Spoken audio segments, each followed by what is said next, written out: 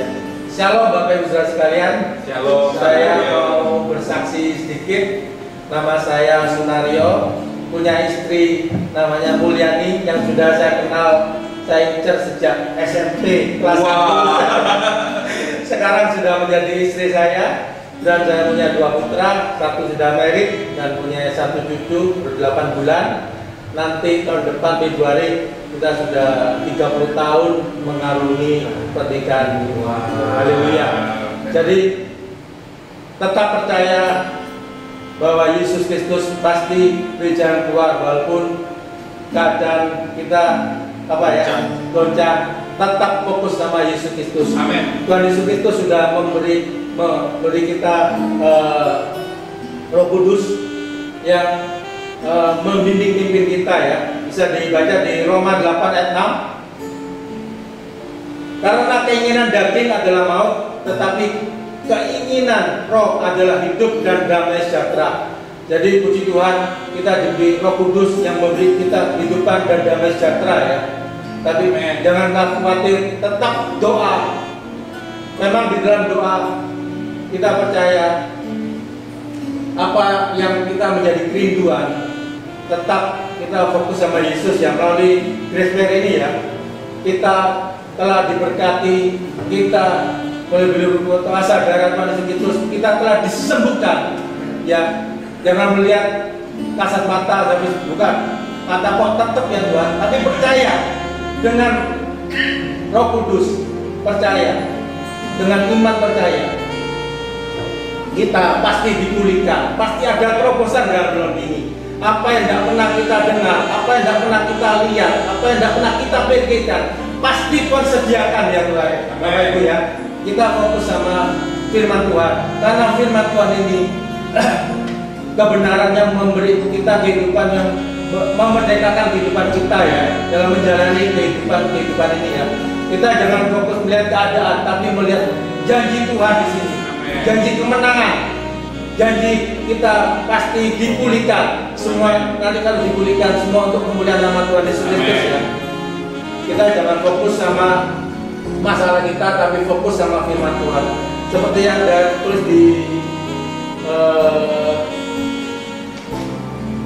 di Yohanes 8 ayat 32. Dan kamu akan mengetahui kebenaran, dan kebenaran itu akan memerdekakan kamu. Haleluya. Jadi kebenaran ini firman Tuhan yang memerdekakan kehidupan kita ya Bapak Ibu. Jangan takut menghadapi masalah, tetap pegang firman Tuhan yang memberi janji kemenangan, janji berkat yang luar biasa.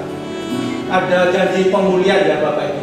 Puji Tuhan melalui gereja di tempat ini ada visi misi kita menjadi murid Kristus dalam terang dan kebenaran kasih untuk membangun generasi rumah doa bagi segala bangsa.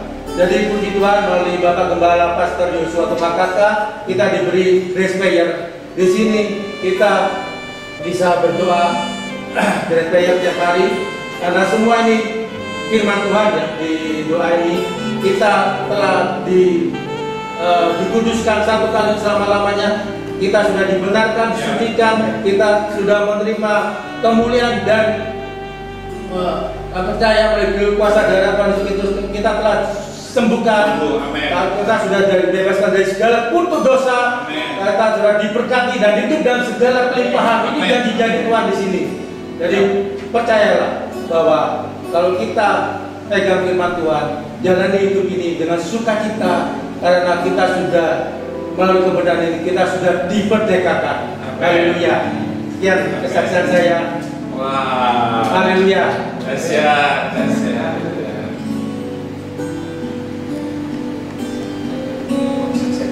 Itu ya. Kesaksian lagi Pak Valen. Dahsyat.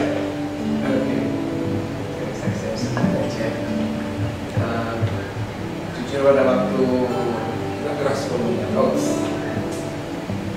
Jujur pada waktu pandemi ini mulai, awal-awalnya kan masih jauh, masih di negara lain. Kita mentertawakan lah, gitu kayaknya. Oh masih jauh.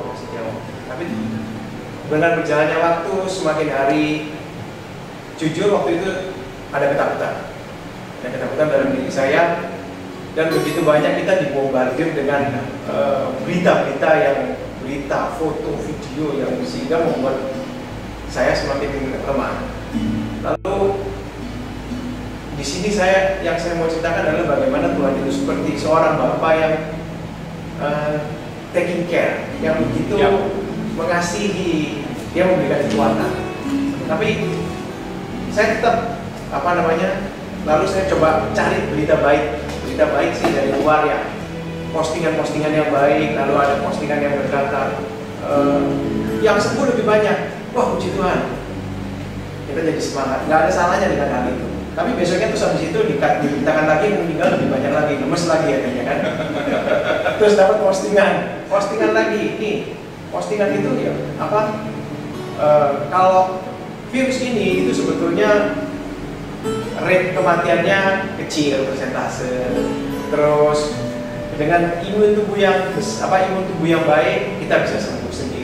Kita bisa sembuh dengan pengobatan, dengan kita cuci tangan, pakai masker dan segala macam. Jadi itu melegakan. Tapi pada akhirnya pada postingan itu ada poin yang berkata, tapi berakibat fatal untuk orang yang memiliki penyakit diabetes, asma, lemes lagi saya akhirnya. Ternyata berita baik yang ada di dunia ini tidak bisa kita andalkan. Ya, amin. Berita baik hanyalah mengenai Kristus. Dan saya mau bagikan di satu ayat saja. Ini yang menguatkan saya, yaitu di 2 Timotius 2 ayat 1. Sebab itu, hai anakku, jadilah kuat oleh kasih karunia dalam Kristus Yesus. Amin. Pertama kali kita dengar firman ini mungkin berkata kita harus jadi kuat. Kita seperti usaha saya tadi, kita jadi kuat memberikan masukan berita-berita atau pengetahuan dari Tuhan. Tapi kata-kata berikutnya adalah kita kuat oleh kasih karunia di dalam Kristus Yesus. Amin. Itu bukan kekuatan kita sendiri. Kita tidak bergantung dari diri kita sendiri, bahkan dari hikmat Tuhan. Hanya di dalam Kristus Yesus. Amin. Terima kasih Tuhan. Saya percaya kami menyapa saudara yang ada di rumah dan segala aktivitas saudara. Saya percaya hari ini biar shalom terjadi, damai sejahtera Tuhan terjadi, sukacita Tuhan melimpah dalam hidup saudara. Dan ketika saudara mendengarkan kabar baik, sesuatu yang semakin dahsyat Tuhan kerjakan dalam kehidupan kita. Amin. Roma 5 ayatnya yang ke-17. Kalau saudara yang mengikuti program Good News Today setiap hari biasanya jam 1 saudara ya. Saudara yang mengikuti program Good News Today, kemarin saya sudah menyampaikan tentang ayat ini.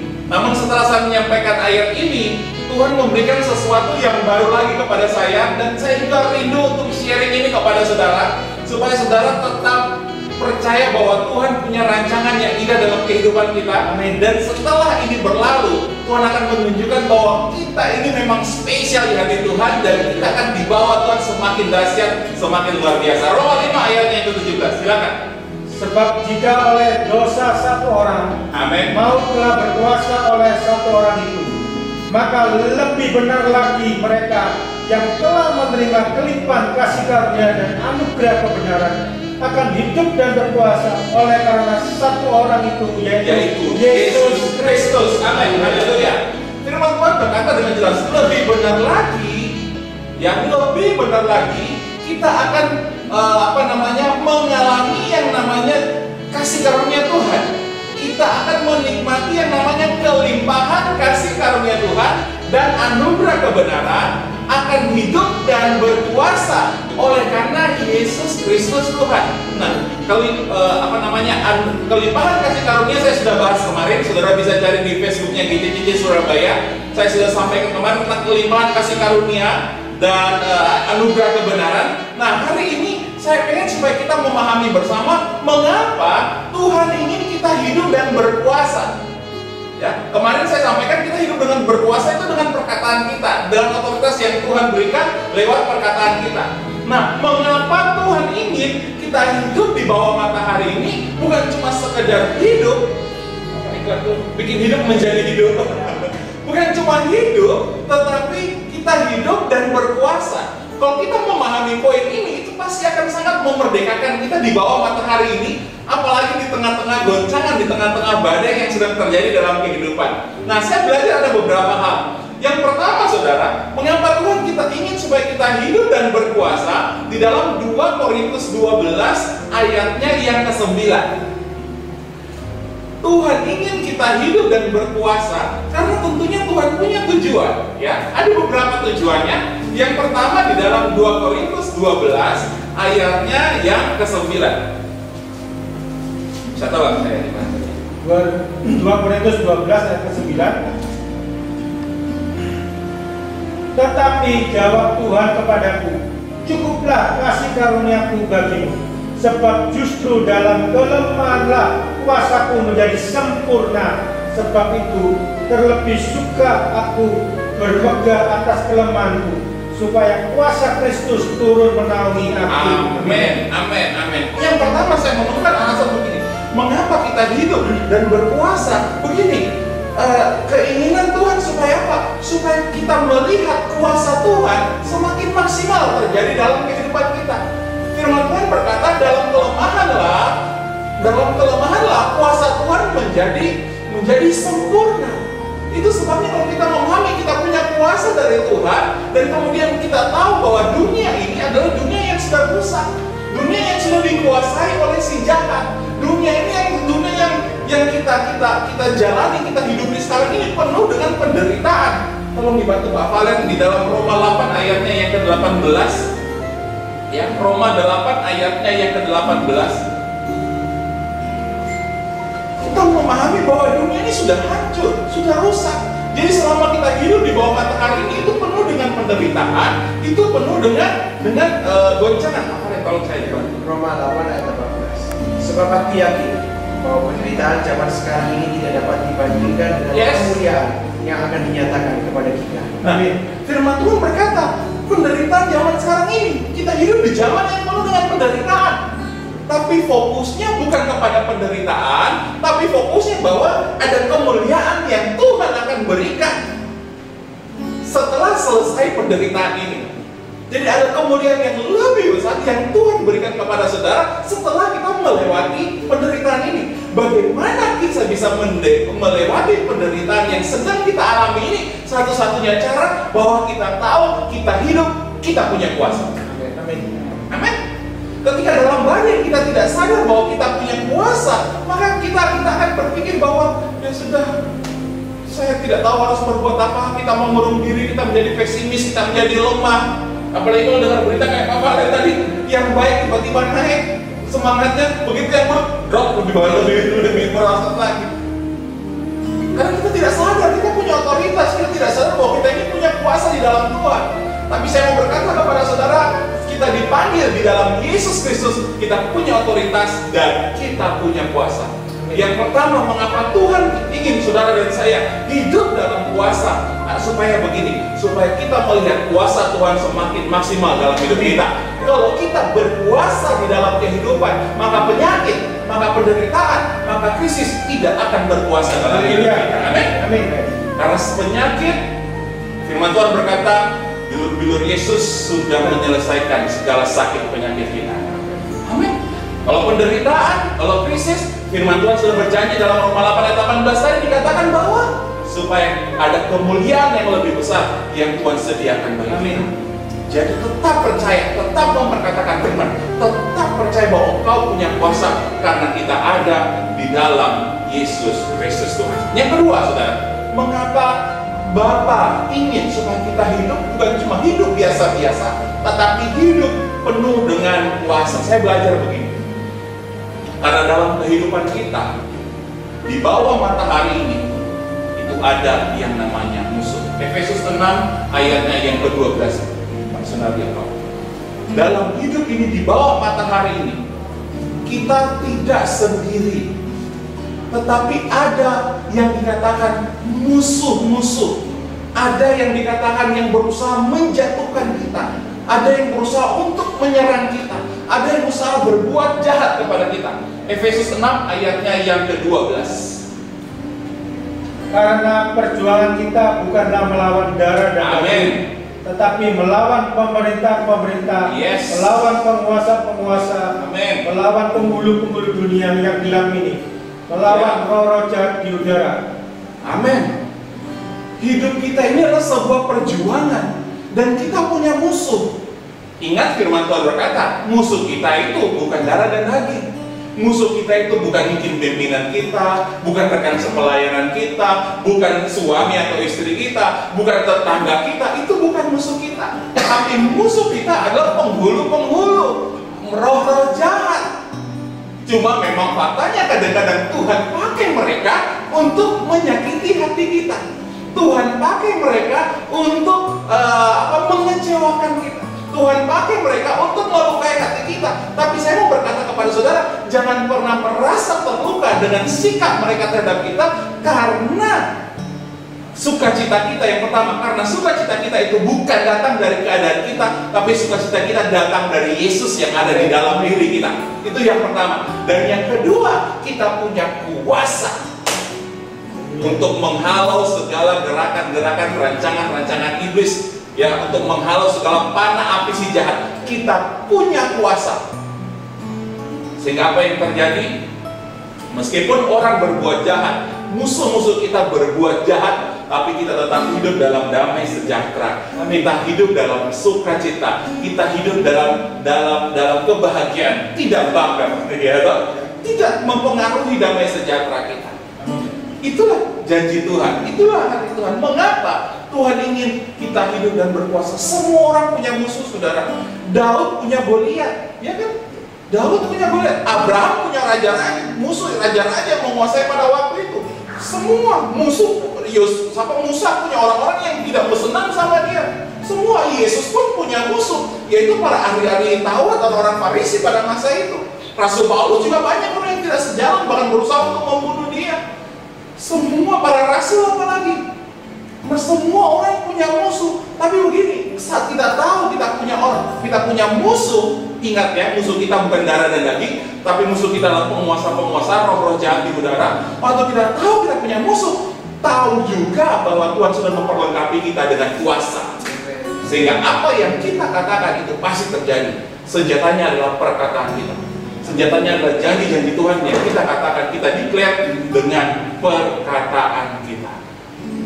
Waktu kita memperkatakan firman Tuhan, waktu kita memperkatakan janji-janji Tuhan, waktu kita memperkatakan kuasa Tuhan di dalam kehidupan kita, maka percayalah, tidak satu pun panah api si jahat itu bisa menembus, melukai hati, melukai pikiran, melukai damai sejahtera kita. Jadi biarkanlah orang bisa berbuat jahat kepada kita, tapi kita tetap bisa menjaga hati kita tetap bersih, pikiran kita bersih. Karena kenapa? Karena sukacita kita, kebahagiaan kita, damai sejahtera kita bukan datang dari luar, tapi karena Kristus yang ada di dalam hati kita. Percaya, katakan amin. Itulah janji Tuhan. Yang terakhir, Efesus 1 Samuel 17 ayatnya yang ke-54. Daud punya musuh. Musuh Daud namanya siapa? Goliat. Ya, sebuah cerita yang sangat terkenal. Musuh Daud namanya Goliat. Bertempur dengan Goliat. Ya. 1 Samuel 17 ayatnya yang ke-54. Ini menarik, saudara. Sampai yang sudah dapat? Bapak lihat ya. 1 Samuel 17 ayat 54. Dan Daud mengambil kepala orang Filistin yang dipanggilnya itu dan membawanya ke Yerusalem. Tapi senjata-senjata orang itu ditaruhnya dalam kemahnya. Yes. Oke. Daud punya musuh namanya Goliat. Goliat itu adalah orang Gad, saudara. Kalau saudara baca di 1 Samuel 17 ayatnya yang pertama tadi ya, ada Goliat yang namanya orang Gad. Dia seorang raksasa yang berusaha mengintimidasi orang Israel pada waktu itu. Mengajak berperang orang Israel tidak ada yang berani, semua ketakutan. Daud sendiri yang maju, kemudian terjadilah peperangan. Ya, Daud dengan alih-alih ya, dengan ketapelnya ya istilah kita, membuat Goliat ini kemudian hancur, membuat Goliat ini mati. Dan firman Tuhan yang kita baca tadi, akhirnya yang terjadi adalah kemudian Daud memenggal kepala Goliat itu, Daud mengalahkan musuh itu, kemudian membawa kepalanya ke Yerusalem. Ini sesuatu yang menarik. Membawa kepalanya ke Yerusalem. Nah, ini memberikan sebuah pemahaman kepada saya begini, saudara. Mengapa Daud harus membawa kepala musuhnya itu ke Yerusalem? Karena biasanya setelah berperang ya udah dibiarkan aja makanya di situ, dimakan sama burung-burung dan lain sebagainya, dibiarkan aja. Senjatanya dijarah, kepalanya dibawa ke Yerusalem. Goliat. Waktu saya merenungkan ini, Tuhan berbicara di hati saya seperti ini, saudara. Daud perlu membawa kepalanya ke Yerusalem. Supaya apa? Karena Tuhan memang sudah merancangkan bahwa 2000 tahun kemudian setelah kehidupan Daud, di Yerusalem, di Bukit Golgota, ada seorang pribadi yang akan berdiri di salib. Dia berkata di sana, sudah selesai. Amin. Tetelestai, sudah selesai.